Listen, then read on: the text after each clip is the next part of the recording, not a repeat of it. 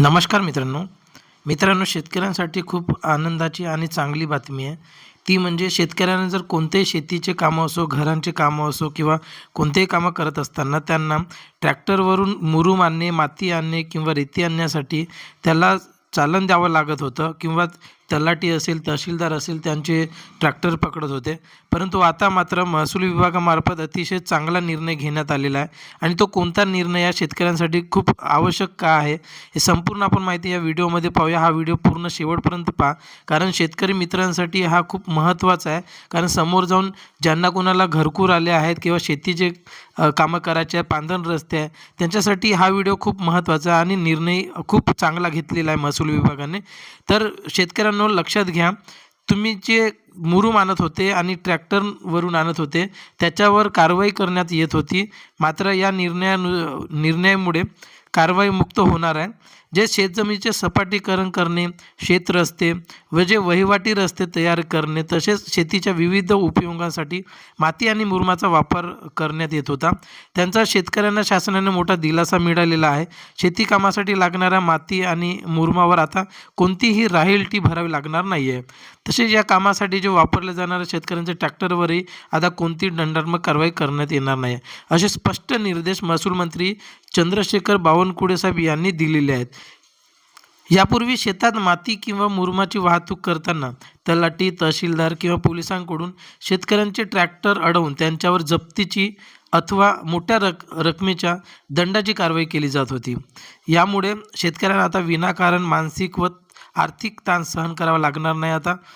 आणि या तक्रारीचा गांभीर्याने दखल घेत महसूल मंत्र्यांनी स्पष्ट केले आहे की शासनाने शेतकऱ्याच्या प्रत्यक्ष गरजा लक्षात घेऊन हा निर्णय घेतलेला आहे. नेमका काय निर्णय त्याच्यामध्ये तुम्ही बघू शकता.